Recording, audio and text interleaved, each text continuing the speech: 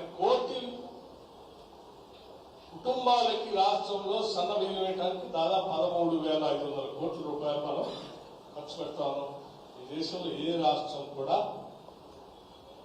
అందరికీ, పేదవాళ్ళకి, బడుగు బలైన వర్గాలకి, మధ్యతరగతి కుటుంబాలకి అందరికీ ఈ రకంగా బియ్యం ఇచ్చినటువంటి చరిత్ర ఈ దేశంలో ఎక్కడా లేదు. కేవలం మన ప్రభుత్వం చేస్తాం. ఇది వాస్తవం. దీంతో పాటు ఈ కుటుంబాలన్నిటి దాదాపు ఈ 90 లక్షల కుటుంబాలు బీపీఎల్ కుటుంబాలు. ఈ బీపీఎల్ కుటుంబాలందరికీ 200 యూనిట్లు ఉచిత కరెంట్ ఇస్తాం. గ్రామాల్లో లెక్క తీస్తే 85%, 90% ప్రజలు 200 యూనిట్లు ఉచిత కరెంట్ వాడతాం. అంటే ఉచితంగా వాళ్ళకి కరెంట్ ఇస్తున్నాం. వాళ్ళు కట్టే బిల్లు రాష్ట్ర ప్రభుత్వం కరెంట్ శాఖకు పెడతాం. అట్లాగే ఈ 90 లక్షల కుటుంబాల ఇంట్లో ఇల్లు లేనటువంటి వాళ్ళందరికీ ఇందిరమ్మ ఇల్లు ఇవ్వాలని రాష్ట్ర ప్రభుత్వం నిర్ణయం చేసింది. ఎవరెవరికైతే ఇల్లు లేదో వాళ్ళందరికీ 5 ఇల్లు 22,500 కోట్ల రూపాయలతో ఇందిరమ్మ ఇల్లు ఈ సంవత్సరం ఇల్లు ఇస్తాం. ఇంట్లో రేషన్ ఇచ్చాం. రేషన్ ఇచ్చిన తర్వాత వంట చేసుకోవడానికి ఆ ఇంట్లో వాళ్ళందరికీ 500 రూపాయలకి గ్యాస్ సిలిండర్ ఇస్తాం. దాంతో పాటు ఆ ఇంట్లో ఎవరైనా విద్యార్థులు చదువుకుంటా ఉంటే ఇవాళ యంగ్ ఇండియా రెసిడెన్షియల్ స్కూల్స్ పెట్టాము. ఇంటర్నేషనల్ స్టాండర్డ్స్ లో ఈ వర్గాల పిల్లలందరూ చదువుకోవడానికి యంగ్ ఇండియా రెసిడెన్షియల్ స్కూల్స్ అని 11,600 కోట్ల రూపాయలతో ఈ సంవత్సరం మొదలుపెట్టాం. దాదాపు 100 స్కూల్స్ ఈ రాష్ట్రంలో ఈసారి మన young India integrated residential schools. అంత ముందు ఉన్నటువంటి రెసిడెన్షియల్ స్కూల్స్ లో చదువుకున్నటువంటి ఈ పిల్లలు, ఈ కుటుంబాలకు సంబంధించినటువంటి 90 లక్షల కుటుంబాలకు సంబంధించిన పిల్లలు అందరూ చదువుకున్నటువంటి రెసిడెన్షియల్ స్కూల్స్ లో 40% టైం ఛార్జెస్ పెంచాం, 200% కాస్మెటిక్ ఛార్జెస్. వాళ్ళు ఇంకా బయట చదువుకుంటే ఈ చదువుతో పాటు హైయర్ ఎడ్యుకేషన్ పోతా ఉంటే ఆ ఇంట్లో ఉన్న పిల్లలకి ఫీజు రియంబర్స్మెంట్ మీద ప్రొఫెషనల్ కాలేజ్ లో హైయర్ ఎడ్యుకేషన్ చదువుకునే వాళ్ళందరికీ డబ్బులు ఇస్తాం. అంటే చదువుకునే పిల్లలందరికీ కూడా చేస్తాం.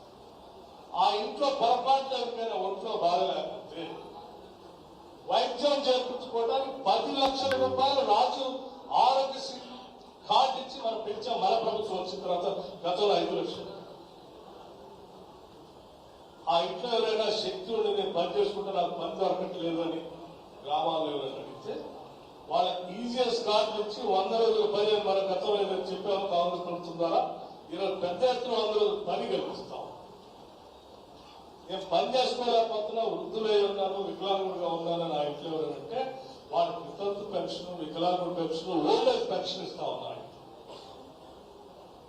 అలాగే ఆ ఇంట్లో ఎవరైనా రైతు ఉండి నేను పంట పండించుకున్నారంటే రాష్ట్ర వ్యాప్తంగా ఉన్నటువంటి రైతాంగ సోదరులందరికీ మొదటి సంవత్సరమే 21,000 కోట్ల రూపాయలు రుణమాఫీ చేసేవారు. అదే ఇళ్లలో ఉన్నటువంటి రైతులు నేను పంట పండించుకుంటా, రుణమాఫీయే కాదు మాకు భరోసా కూడా కావాలి అంటే సంవత్సరానికి ఎకరానికి 12,000 లెక్క ఈ రాష్ట్రంలో సంవత్సరానికి 18,000 కోట్ల రూపాయలు రైతు భరోసా కింద కేటాయించారు. అదే ఇంట్లో ఎవరికైనా భూమి లేకుండా ఉంటే నాకు రైతు రుణమాఫీ రావట్లేదు, రైతు భరోసా రావట్లేదు, నాకు భూమి లేదంటే ఆ భూమి లేని నిరుపేద కుటుంబాలు 90 లక్షలు ఎవరైనా ఉంటే వాళ్ళకి ప్రతి నెల ఇంటికి ఇందిరమ్మ ఆత్మీయ భరోసా పేరు మీద 12,000 సంవత్సరానికి ఇంటికి వచ్చేది ఏర్పాటు చేస్తుంది. అదేవిధంగా ఆ ఇంట్లో వాళ్ళు ఎవరైనా గిరిజన కుటుంబాలు ఉంటే ఆనాటి ప్రభుత్వం రైట్ టు యాక్ట్ కింద భూములు ఇస్తే ఆ భూములు పండించుకోవడానికి కావలసిన కరెంటు వ్యవస్థ ఆ ఒక పథకాన్ని ఇందిరా సవర గిరి జల వికాసం తీసుకొని వచ్చి ఆదిలాబాద్ నుంచి అటు భద్రాచలం వరకు, కృష్ణా నుంచి చివరికి ఆ నల్గొండ చివరి వరకు ఉన్నటువంటి గిరిజన ఆదివాసీ కుటుంబాలకు ఫారెస్ట్ రైట్స్ యాక్ట్ కింద 12,500 కోట్ల రూపాయలతో ఇందిరా సౌర గిరిజలం వికాసం అని పెట్టి వాళ్ళకి సోలార్ పంపు, స్ప్రింక్లర్స్, డ్రిప్ ఇరిగేషన్, ప్లస్ వాళ్ళు మొక్కలు వేసుకోవడానికి కావాల్సిన అవకాడో లాంటి పామాయిల్ లాంటి మొక్కలు కూడా ఉచితంగా ఇచ్చేటువంటి ఏర్పాటు చేశారు. అదే ఇంట్లో విదేశాల పోయి మేము చదువుకుంటామంటే వాళ్ళకి కావాల్సిన విధంగా ఓవర్సీస్ స్కాలర్షిప్స్ అని కూడా పెట్టి చదివించడానికి ప్రయత్నం చేస్తాం. ఈ విధంగా మీరు ఏ ఒక్క ఇల్లును కూడా వదిలిపెట్టకుండా ఇంట్లో ఉన్న ప్రతి ఒక్కరికి వితంతువులకు ఇస్తున్నాం, వికలాంగులకు ఇస్తా ఉన్నాం, పిల్లలు చదువుకుంటుంటే ఫీజు రియంబర్స్మెంట్ కడతా ఉన్నాం.